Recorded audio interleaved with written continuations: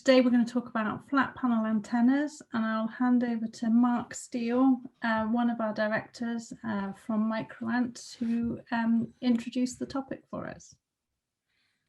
So thanks, Helen, and good morning, good afternoon, good evening to everyone. This did get sprung on me at the last hour. So I just did drop a couple of slides together, just to hopefully open some topic of discussion after. So I'm going to quickly go through the slides. Happy to share the slides after through Helen. From flat panels, there's somewhere in the region, I think the last time I was deeply involved, about 120 plus companies making or in some phase of development of flat panels. And if you look back over time, there's been so many promises and so much investment. It's incredible how much money has gone into the development and thought process. However, we still can't meet a solution that meets the expectations. And I guess the question I put at the end of this, or can we? You know, some people are saying we can, others are not. So there's a lot of differences of opinion if you go from one side of the world to the other. But it's certainly not a concise opinion around what we want. In general, the overall performance is lacking on those that are available today in one way or another, whether it be weight, efficiency, performance. And again, there's been too many promises that do not and can't meet their own suggested advertised performance. And of course, it's still too costly in most cases. So, you know, looking at all of the various RFIs and discussions that have been held over many years, I said, do we really know what we want? You know, there's multiple areas where people are asking for multiple simultaneous beams, dual band, multi-band, wide band, small, shapeable form factor, scalable and modular, low power consumption, low cost. You know, and the question I would ask is what cost, what performance, efficiency, no moving parts, ESAs or mechanically steered. There's still a number of opinions around which ones people want and for specifically for what application and requirements. The next set of slides I had was about 25 pictures of different flat panels from various manufacturers around the world. There's a huge array, shapes, sizes.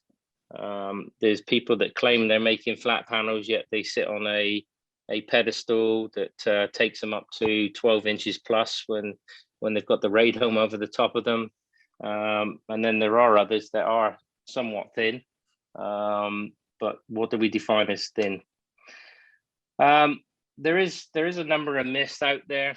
You know, there's the obvious question that flat panels will obsolete conventional antennas. My personal opinion, that's not going to happen.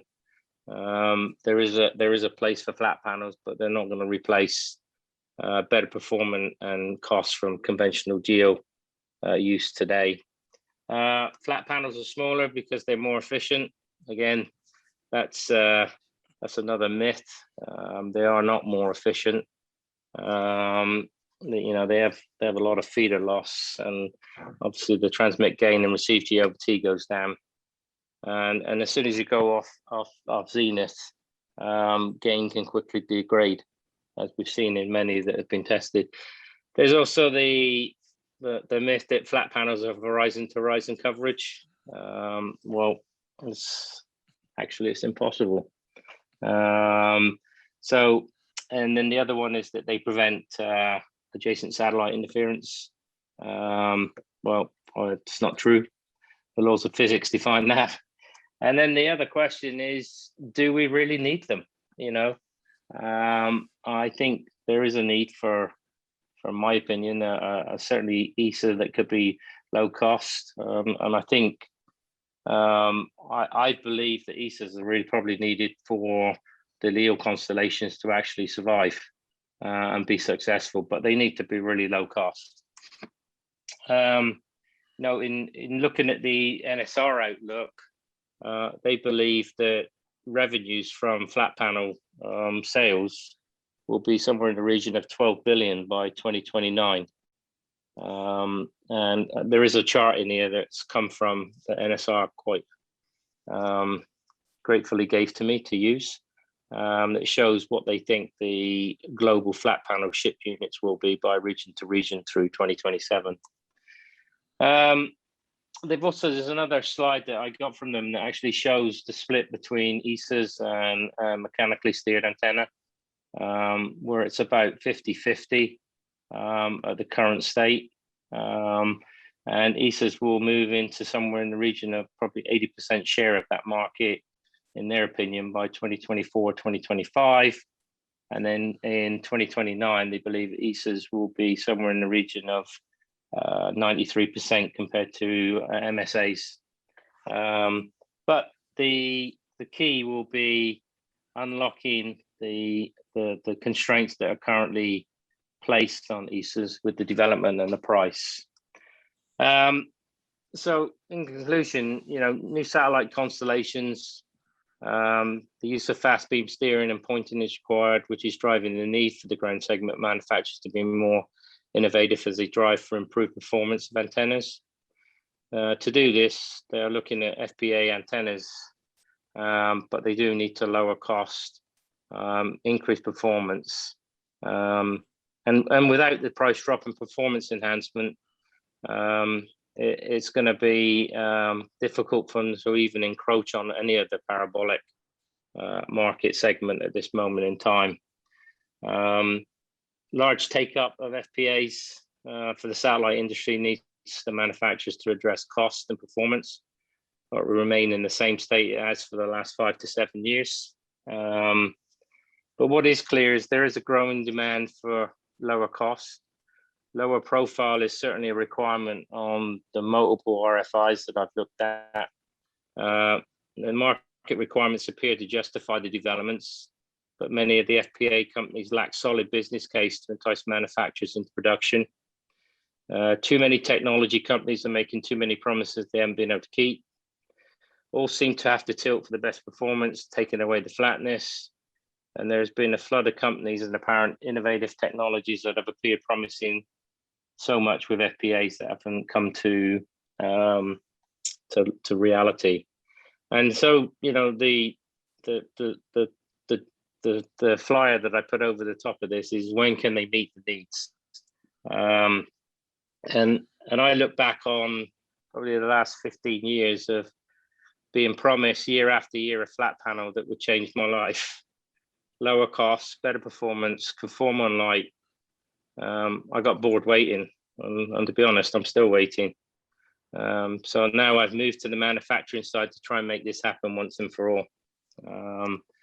And just a quick thing on Microant is that they've developed over 1,000 plus products since their incorporation in 2001, and all of those products to date, with the exception of what they do for Trimble on the GPS side, have all been bespoke developments.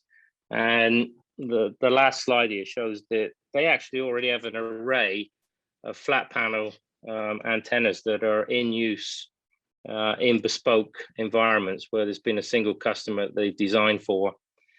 So there's an S-band with KA band, KU band, X band, and they are both mechanically steered and electronically steered that have been built specifically for individual customers. And of course, they're now working on a number of other flat panel RFIs that we're involved in. And certainly, you'll see some of the pictures when I send this out to Helen for distribution. But in general, I know that I've been waiting a long time, and I've had a lot of involvement with manufacturers, being that I was on the service side previously, and never hit the mark. You know, we've never got what we wanted. You know, there's questionable decisions around how these things are tested that can prove to the operators that they are fit for purpose. Well, I have actually just one of the things that we are going to be doing is working with QuadSat, which I know many of you are familiar with, to come up with some sort of standard template for testing flat panels with their solution. So that's going to be an interesting next few months as we evolve that process. But I think, you know, there's a key here that manufacturers need to address what the market requirements generally are saying. They seem to be quite consistent across the globe. You know, there are some slight variations, but without a doubt, none of these manufacturers have hit all of the requirements that want it to become, you know, a generalized product. And cost is obviously one of the big drivers here as well.